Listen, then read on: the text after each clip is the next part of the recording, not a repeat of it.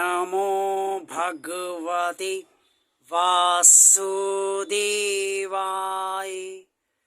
जय श्री हरि, जय श्री भगवान विष्णु जी, जय श्री भगवान कृष्ण जी।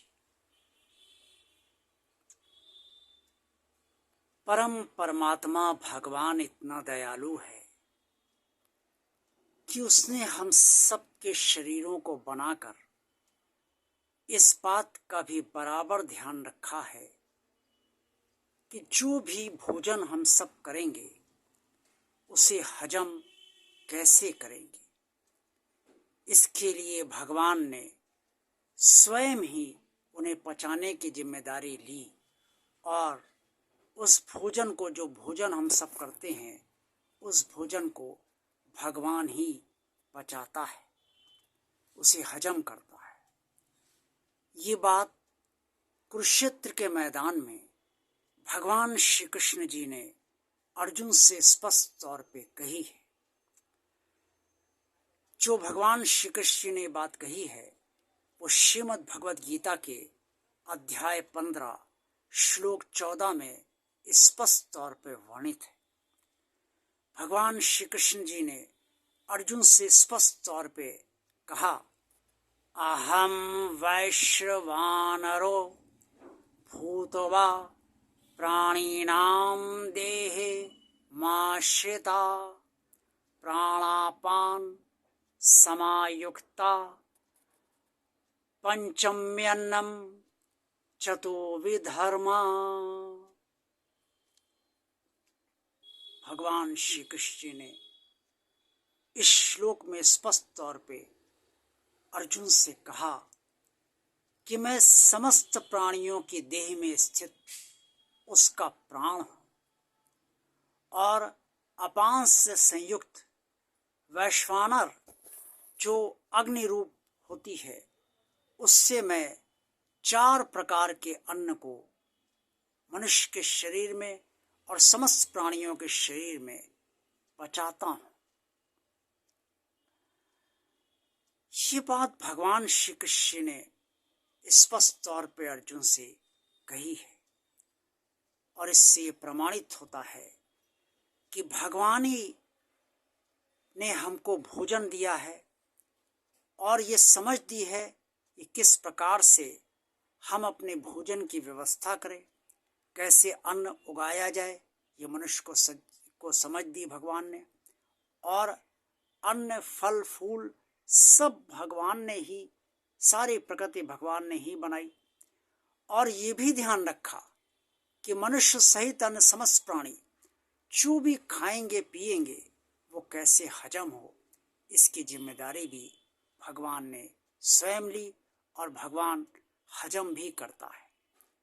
अब जो अग्नि रूप की मैंने आपसे बात कही उसका मतलब है जठराग्नि। जठराग्नि शब्द आपने सुना होगा कि जठराग्नि से ही जो हमारा पेट है वो संचालित होता है। ये 4 प्रकार के अन्न कौन कौन से होते हैं? एक तो अन्न वो होता है तो चबा कर खाया जाता है। जितनी भी चीजें हम चबा कर खाते हैं वो सारी चीजें जो निगलनी पड़ती है, जैसे रोटी हम चबा कर खाते हैं लेकिन उसके बाद फिर उसे निगलना भी पड़ता है। कुछ चीजें ऐसी होती हैं जिन्हें हम पीते हैं, जैसे दूध है, फलों का रस है। कुछ चीजें ऐसी होती हैं जिन्हें हम चाटते हैं, जैसे चटनी है। और कुछ चीजें ऐसी होती हैं जो चूसी जाती हैं, जैसे गन्ना है या संतरा भी चूसा जाता है। जितने भी कुछ फल ऐसे हैं, जो मौसमी है वो भी चूसी जाती है और उसका रस भी पिया जाता है। तो ये जो 4 प्रकार के अन्न हैं इन सबको भगवान ही हजम करता है। और इसीलिए भगवान ने श्रीमद् भगवद गीता में जो स्पष्ट तौर पर वर्णित है, अर्जुन से कुरुक्षेत्र के मैदान में स्पष्ट तौर पर कहा कि पार्थ तू जो भी खाता है वो मुझे अर्पण कर, क्योंकि खाने का सारा सामान, अन्न सहित सब सामान भगवान ने ही तो दिया है। भगवान ने ही तो सब कुछ मनुष्य के जरिए प्रकट करा है और उसे उगाया है और उसकी खेती कराई है। भगवान ने जब ये सारी चीज़ें दी हैं तो ये सारी चीज़ें उसकी हुई, और जब भगवान ये सब हजम करता है तो फिर भगवान को ही अर्पण कर दो, अपने आप सब हजम हो जाएगा।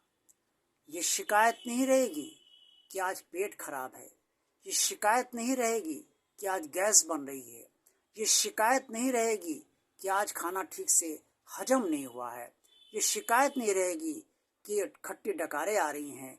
ये सब पेट के जितने विकार हैं वो सब खत्म हो जाएंगे अगर भोजन करने से पहले या कुछ भी खाने से पहले, नाश्ता करने से पहले, कुछ भी खाने से पहले हम वो समस्त चीज़ भगवान को अर्पण कर दें।